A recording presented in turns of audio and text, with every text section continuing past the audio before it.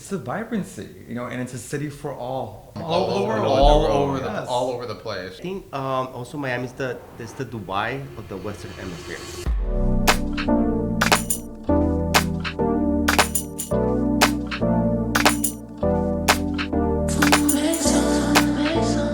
Welcome to Beyond the Skyline, Real Estate and Lifestyle with Bill Brothers, the podcast where we dive into the heartbeat of Miami, exploring the intersection of real estate, design, and the lifestyle that make this city unlike any other. Whether you're watching on YouTube or tuning in from iTunes or Spotify, thank you for being here.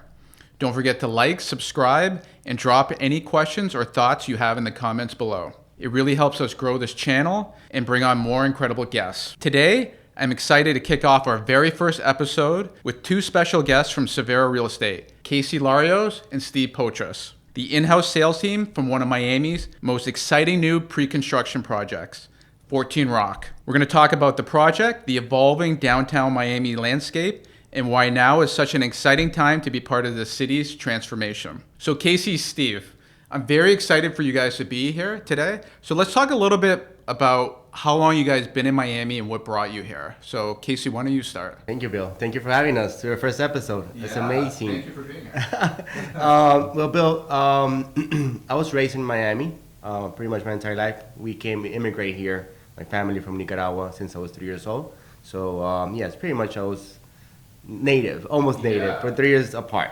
Yeah. And what about you, Steve? So people don't know, I'm actually from Canada. I'm actually originally from Toronto. And so you're actually born and raised in Toronto too. We just found that out a couple of months ago too. So why don't you talk about a little bit about that? So I was born in Toronto, and we used to always travel to Miami. And the last few years, lived in Miami the last 7 years.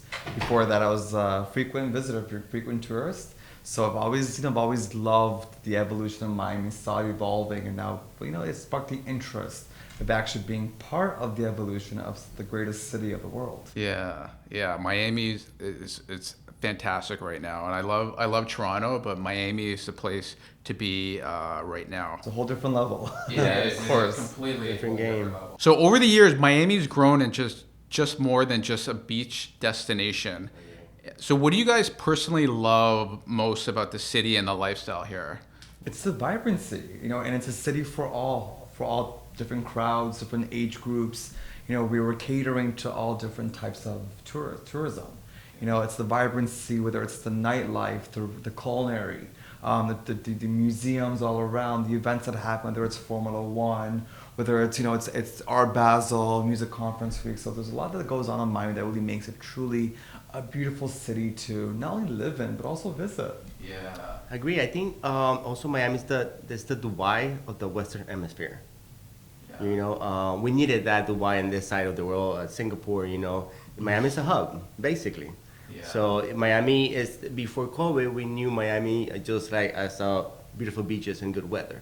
Now Miami is changing, it's evolving to best. Yeah. Because Miami was one of those places, it's kind of like a Vegas, where like you just come here to party, have a good time, come on vacation, and then you would leave. You would go back to wherever you came from. Yeah.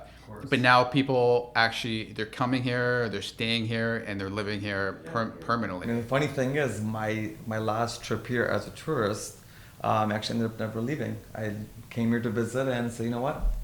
I'm staying here. Yeah. Within 3 weeks, I had an apartment. I had my career here, and it was great. And surprisingly, I hear that a lot. Yeah. People say the same thing. That I came here on vacation, and then I never left. Yeah. So you guys both work here right down in the downtown Miami part. Where do you guys see Miami heading in the next 5 to 10 years from now? I would say it will be it will change the way the United States in general they look at it. Since Miami is evolving, as I mentioned, it will be a city for opportunities. Yeah. Right. We had the majority of content creator, like we were talking. Right. We have it over here. A lot of digital nomads, because we had this beautiful weather, we had this beautiful beaches. So, and also now we're having the best infrastructure of basically the entire United States. Mm-hmm. With also the infrastructure increasing too, but not only that, we're seeing also influx of headquarters. As Citadel's moving to Miami in the next few years, bring over 4,000 executives from Chicago, which is huge. Yeah. You know, so what we're going to see happening over time is seeing more and more headquarters planting the seed as their new place to be. You know, in Miami, whether opposed to being in San Francisco, Los Angeles, Chicago, or any other big city. So, which is great. Even New York, a lot of law firms have moved here, and we had the financial district over here. We had a tech hub here around us as well too. So it's definitely evolving. So now not only are we seeing an influx of tourism, but also an influx of big companies, headquartering now here in Miami. Yeah. I mean, I think that was huge when you heard that Jeff Bezos was moving down here, Indian Creek, and then you have Ken Griffin, and you have all these like huge, like these money guys. FIFA. They're billionaires. Yeah. They're moving here. Not just regular people. They're billionaires. I mean, we welcome all. Yeah. The billionaires, and us. Yeah. And then why are they moving down here? Because Miami is the place to be. It's opportunities. Yeah. And not to mention, like, it's like a great place for taxes too. No state income tax. I don't know if a lot of our viewers know that as well too. And you have the warm sunshine 24/7 here, which is beautiful. Like, we're looking outside right now. I know you can't see on camera, but yeah, blue skies right now. It's like 90 degrees. It's like perfect. Hurricane season what? Yeah. We have blue skies. I mean, and the weather's been beautiful lately, especially so. And it's nice to be minutes away from the beach and to have that lifestyle day to day. It's quite amazing. Yeah, I agree. Now, we talked about this a little bit just now, but with all the development, culture, and tech and finance moving in, what excites you guys the most about Miami's future? Really, it's seeing the evolution of not just the buildings that are coming up here, but also what's going to happen as far as like economically speaking, as far as all the headquarters moving here, being the biggest hub for everything, every single industry. That's what's exciting, because that's what's going to drive the market overall for Miami. Yeah. That's so. Agree. Yeah. Agree.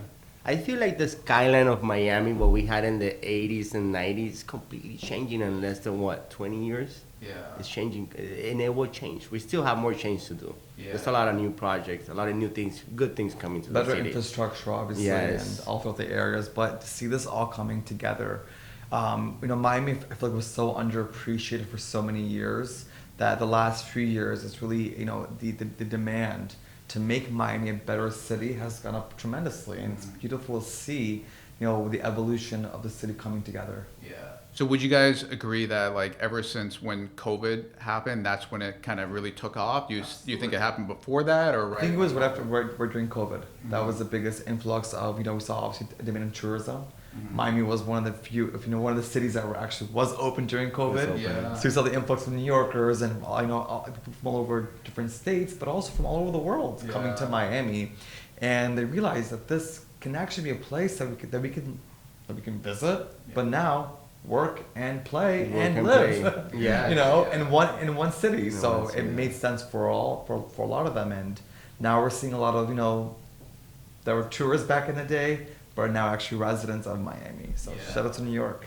Yeah. And what I love about Miami too is like how quick you can get to everywhere from here too. So people don't realize, like, if you want to go to the Bahamas, you want to go to Nassau, you're really only a 30-minute flight. You're literally up in the air, peak altitude, and you come down and you're there in Nassau in 30 minutes. Especially when you fly private. Exactly, right? Yeah, exactly. If you want to private private, right? Yeah. It's a phone call away. Yeah. You want to go to Mexico, Colombia, or the Caribbean? It's right there. I mean, we're the hub to everywhere you want to go. Pretty much But at everything. Colombia, come back looking different, and in 2 weeks span. Yeah. Few surgeries here and there, and you're good to go. The Colombian style, we love it. We support it. I love it. I'm all for it. Exactly. Yeah. So let's talk a little bit about 14 Rock. Absolutely. So tell me, Steve, what makes this development stand out in Miami's market right now? Tell me a little bit about it. So first of all, just from the exterior point of view, it's not your regular square building. You have a beautiful rock structure, which actually kind of replicates the look that you see the Adrian Arts Center and the Opera House, geometric roof. So we added geometric rock structure on above the lobby level, give it a very distinct look, but a grandeur look. But also as far as even location, he'll dive into location more later on. But aside from location, you have such beautiful aesthetics in the interiors. We're bringing luxury into the short-term rental division of developments, really. And it divides us from the rest of all these short-term rental buildings. We're a boutique-style building. We're not a big building. Yeah. But you walk through all of the different areas, from the lobby to the common areas, the units. They're all designed impeccably by March and White Design, which is a high-end interior designer. So to have that, it really creates sophistication, but it adds so much value to the styling of the units, of the building itself, but even the lifestyle that we're giving to owners or even tenants that'll be there renting the actual building. So. Right. Yeah.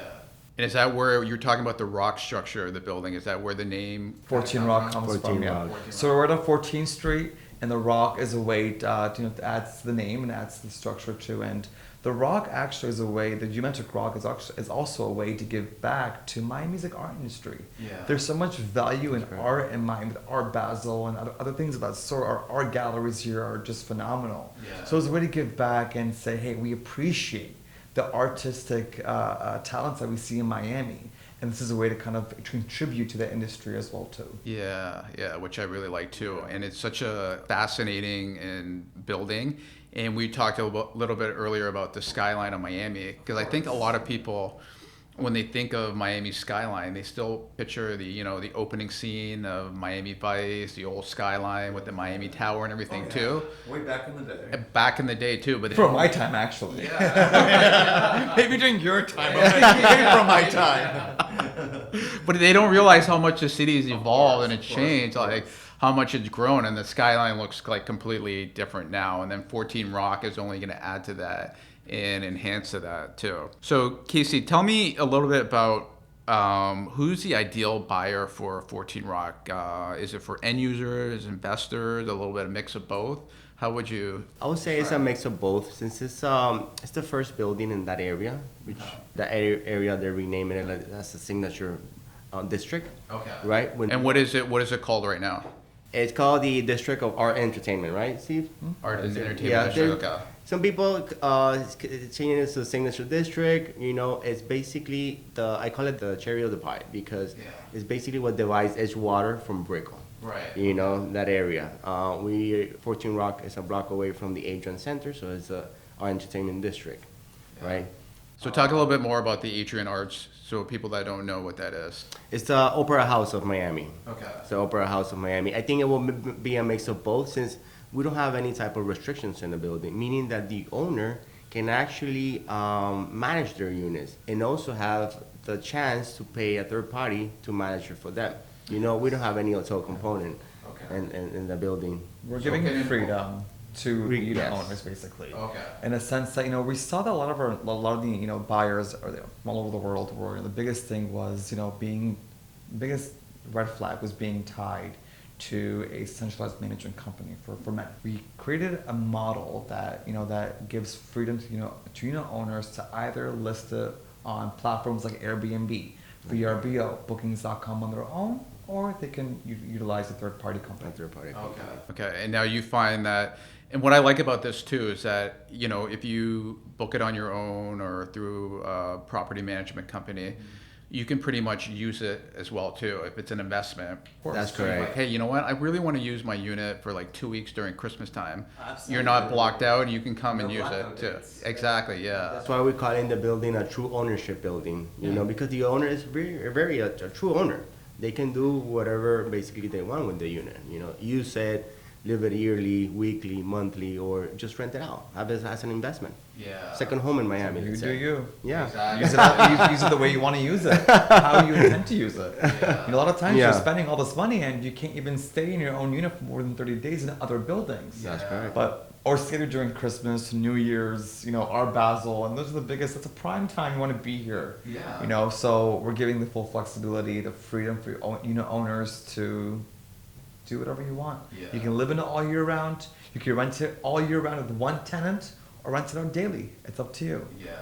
And choice is yours. And the way Miami is going, we're talking about growing, and if you purchase something like this, it's only going to appreciate in value Why? Because again, Miami is just non-stopping with the growth, and especially what's coming around here as well too. Like we're just such a prime location and access to the highways, the beach and whatnot. The too. Bright Line being close by too. Yeah. Metro Mover as well. Metro Mover. You know, and not to forget, location-wise, Casey's touched on Signature District.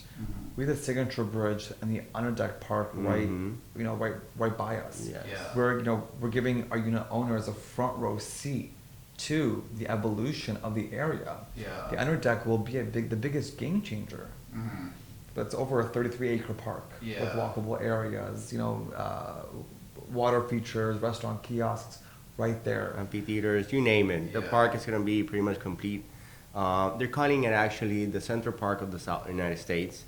Um, That's- yeah. In Miami. In Miami. Yeah. Central Park version of Miami. A little quarter. I mean, A little yeah. quarter. It's just 33 acres, but The great thing is, we're going to have the connectivity of a neighborhood That's feel correct. right next to you. Yeah. The green space, and it's actually going to connect from Biscayne Bay all the way down to Overtown. Yeah. So imagine the connectivity right there. Bring all the neighborhoods together now, and really going to make the area a much better area. And as you know, Right, that connectivity. the halo effect too. The halo, yes, that's where every investor, it's a timing more than it's, every neighborhood has their timing, So right now the timing for downtown Miami. Right. Yeah. Downtown Miami is not fully developed. This is the right moment to every investor to put their eye over there, to get in consideration and see and learn what's going on in the neighborhood. Every smart buyer that looks at it as an investment will always want to buy into areas that has not reached the glass ceiling. Yeah. But it's reaching towards, but hasn't plateaued yet. Because as you know, areas that there's some areas have limited growth because they've grown. They reached their peak. Yeah. So afterwards, it creates somewhat of a plateau. Whereas areas that are somewhat underdeveloped that has future plans and the future plans in the works, we're seeing a lot of value appreciation there, and especially in the area that we're in, there's going to be a lot of potential appreciation over time with what's coming around us. Yeah, I agree too.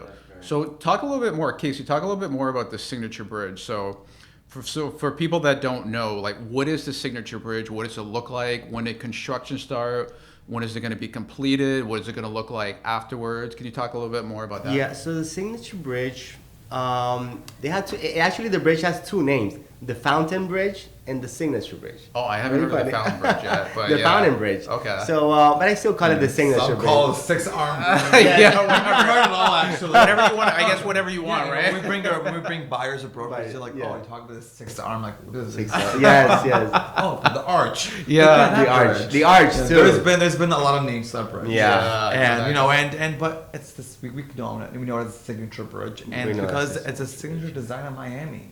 It will It's be a going- signature. It will change the skyline of Miami. I will tell you that. It right now they're almost finishing the third arch. Okay. It will have 6 arches in total, light up during the night, and the tallest arch will have around 30 floors high.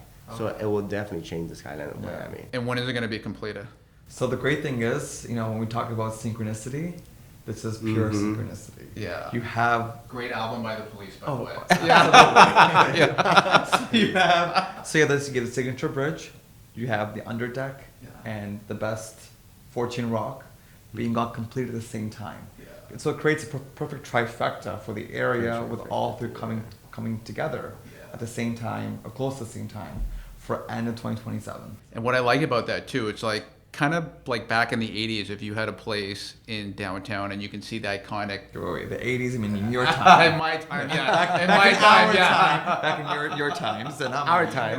Making the kid over there. It's not my time, it's their time. But keep on going. Like you see the iconic Miami Tower, like that's something to look at night because you have all these amazing colors, it's changing everything. You weren't born yet, but I was, yeah.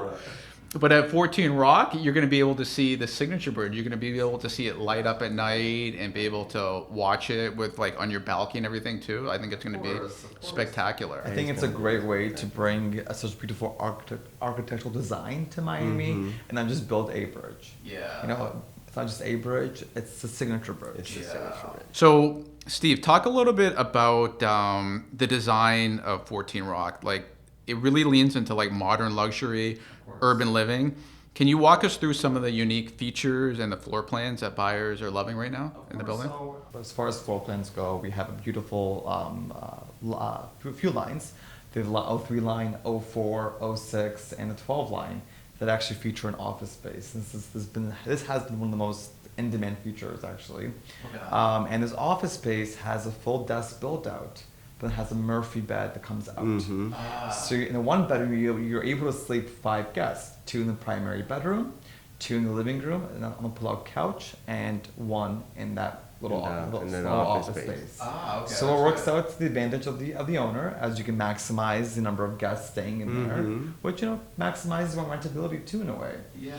But I must say, overall design features throughout the entire building are done in a way that attract high-end buyers and high-end tourism as well too. As we're bringing, like I was saying, we're bringing luxury into the short-term rental division of developments with a high-end interior designer that really understands true sophistication, but also understands true lifestyle that caters to the high-end tourism that's coming here to Miami. So you have all high-end finishes all throughout and durable finishes too. Yeah. So we're talking Italcraft kitchens, built-in, all panel-ready appliances, the flooring being all porcelain to kind of create more durability, but even countertops, for example. We didn't go the route of marble or granite. We went the route of more of it's almost like a man-made stone that's composed of different minerals. It goes through a very rigorous pressing process. So it withstands, scratching, heat, and staining. And as you know, tourists or tenants sometimes won't take care of you as much as an owner would. So this way we're creating durability, and it's giving ease of mind for all the owners for maintaining the units. Yeah, and I think that's so important too. And I love the feature about the Murphy bed too. Of course. Because I think that's a concept a lot of people have and they have in their minds and they want to do it. Yeah. But then they never end up doing it because they just don't know, where to go, how to get started, if it makes sense or whatnot too. But then when you actually see it and you have it, you're going to be like, okay, why didn't I do this before? Like, why didn't I have this in some of my other projects or whatnot too? But you have that flexibility of having more guests and then having some place to work, an office space. Since Miami has the biggest population of content creator, digital nomads. So they need a place where you're doing a podcast, for example, you're doing a Zoom call, and you don't see a bed or a kitchen in the back. Yeah. So you have your own private office space. Yeah. Exactly. We all have Murphy beds too. It's a great way to kind of maximize usage of all the unit. I wouldn't be in one because I get stuck in it actually. Where's Steve? Yeah, right. This is the Murphy bed. Flattened out, so. Yeah. So Casey, tell me a little bit more about the amenities of the building, like the pool, gym. What does some of the amenities have? Bill, what we see is the building is going to be very desirable. We offering almost 3 floors of amenities: rooftop pool, sun deck pool, beautiful views of the bay. You will be able to see from there, even though all the way to Miami Beach. We will have a podcast room because again, we have a lot of content creators. We have a lot of population content creators over here in Miami. They're moving here, they move here. And also an entire floor above the rock, the beautiful stunning rock that we will have will change. Actually, the building is not going to be that's why we think it's also going to be desirable because it's boutique. Right. We have this different beautiful shape. And above that rock we will have the rest of the amenity, which is the gym, spa, sauna, cold plunge, theater, poker room, grill, what else? Also, you have a karaoke room on the rooftop. Yes, we do. There's a karaoke room? Yes. I don't sing. I can sing. I just can't sing that great. Great, yeah. Karaoke room, yes, of course. But after you have a few cocktails, I guess anybody. Why not? A few cocktails. Anyone can sing. Anyone can sing, of course. Some little Backstreet Boys. Exactly. We got this. No, but the features are just incredible with the building as well too. So let's talk a little bit more about the surroundings. So tell me a little bit more about Miami World Center for people, our viewers that don't know about Miami World Center. Can you kind of talk about that aspect of it? Well, they poured over $7 billion into World Center, close to $7 billion, and it's minutes away from 14 Rock. Yeah. With over 300,000 square feet of retail space, restaurants, shops, I mean, my favorite restaurant from Chicago just opened up here, Maple and Ash. Maple and Ash. Yeah. My favorite, absolute favorite restaurant from Chicago, and it's nice to see, the evolution of culinary too. Within the World Center, the shopping too with Lululemon, Sephora, many other stores opening there too, museums.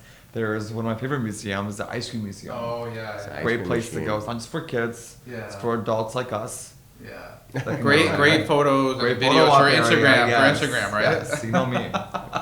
We're all about content creation, right? Exactly. But it's also it's a community feel. They just officially opened the World Center. Yeah. Yeah, they had the grand party on Friday, right? Last week. Last- yes. yeah. And I must say, when you saw the World Center area, let's say 5 or 6 years ago, it wasn't what it is today. Yeah. And to see what could really happen to an area that big Yeah. in a span of 4, 5, 6 years, it's crazy. Yeah. Which is, and it's nice to see that because it goes to show there's belief that even other areas that are not so in demand can change into something so amazing and really evolve into a great place to either visit or to live in. Mm-hmm. Yeah, I love the Miami World Center, and like you said, like 15, 20 years ago, who would imagine what Exactly. it would become now? Well, and it's yeah. I mean, getting you can say the better same and thing. better. Of course, you can say the same about Wynwood Design District. Prior to 2016, it was just homes and a few little things here and there. And look at it now; it's absolutely stunning to walk through all the stores, the high-end shopping, to really experience such a luxury aspect of Miami in a small area. Yeah. That's small area. It's like what you said, it hasn't even plateaued yet. It's still on the Still- growth. it's still on So it's the still growth. going Still on the higher and growth. higher and higher, and there's no ceiling for No. what's about to happen. So Casey, tell me a little bit about, we just talked about Miami World Center. Tell me a little bit what's happening with the park across the street, Bayside, and what's going on with the yachts and everything. The downtown is changing, right? Before COVID, we didn't have a downtown, like a first world big city downtown like Chicago, like New York. Now they're pouring, as Steve has said, almost I think $7 billion in 40 acres around. That's couch change. Yes. Right away. So they just bought the iconic Bayside. Yeah. Right in front of the Bayside, we will have a beautiful another project, which is will also change the skyline. It's not our project, that's why we're not gonna say any names. But Okay, it'll be a nice okay, one. okay. Doesn't suck. Yeah. There's also rumors that they're changing Bayside too in general. The Yeah. new, there's a new firm that bought over Bayside. And Yeah. it's at the talk of the town Okay. that they're in the works of actually elevating the experience at Bayside Mhm. with higher end shops as well too Okay. to create more of like a luxury experience Agree. rather than just Agree. it's. We can say it's tourists, Right. It's more catered to tourists, where we want to cater to tourists and locals too to enjoy. Yeah, 'cause it's Yeah. right on the water there It's right on too. the and water, It's it's like prime- prime. prime location. I mean, who doesn't want that? Yeah. The marina, they also they're saying that they will do a super marina, just for super yachts. Okay. The size of a Jeff Bezos type of yacht. Elon Musk. We welcome you all know. sizes of And yachts. what was it like 2 weeks ago? 2 weeks ago, we had Sergey Brin. He was in town and he parked his like Google 200. the Google Yeah. CEO. Yeah. You saw the Yeah. size of that thing? Yeah. That was a cruise line. We were on there actually. Yeah. Oh, you were on there. Okay. I- where was my invitation? I guess Right. right. I guess it got lost in the mail. Well, got lost in the mail. Text didn't go through. Sorry. Yeah, exactly. Next time. Okay, guys. So, what can you tell us about the developer's vision and track record? What's the buying experience structure right now for early buyers? So, tell me, Steve. Tell me a little bit about the pricing and. So before going to pricing, we talk about developer, his track record. He's done extensive projects all throughout nationwide. Russell Galba has been in the game for many years, but even aside from developments, he's also he's formerly on the board for Norwegian Cruise Line. So he I also- did not know that. Yeah. So he also brings this talent and this expertise in hospitality and tourism, which when it's building like this that allows short-term rentals, it focuses on tourism and how to be hospitable to these tourists. Yeah. So the developer that has this types of expertise, it really brings more value to the actual building. Price points. We're starting studios at mid 500s. Our one bedrooms start in the mid 600s, and our two bedrooms are starting in the low 900s. So pricing is still very accessible. Yeah. It's lower than other projects. Well, I feel that's really good because, as you know, there's some projects where there's one bedrooms right now that start like in the 900s or even over $1 million, That's right. which Of is course, which that's is a lot more. yeah. We have the best price per square footage right now in the market, especially with this type of product and the area that it's located. And that's why, as we mentioned previously, 14 Rock, we're almost 40% sold because that reason. People see the Price points the are, price are point. great. They're accessible still, and as you know, price points do go up as time progresses. Now we're still in the early stages. We're reaching 40% sold, as Casey said, and we're about to break ground in the next few months. So you can only imagine now, from now until groundbreaking, we're going to see an increase in pricings. Right.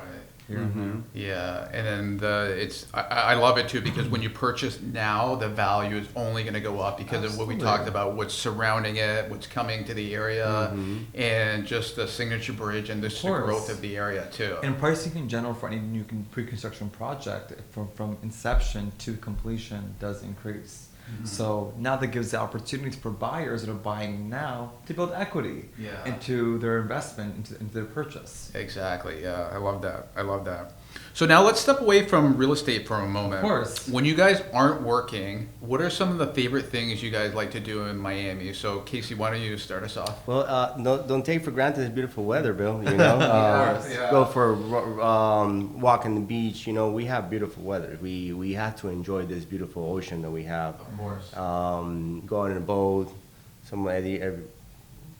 Try someone, let's say. Yeah, exactly. I mean, we're right on the water, so you got to go on a yacht or that boat lifestyle here. Like, if you're not doing that, then why are you in Miami if you're not doing that, right? I'm more of an urban boy, so you can place me in the city.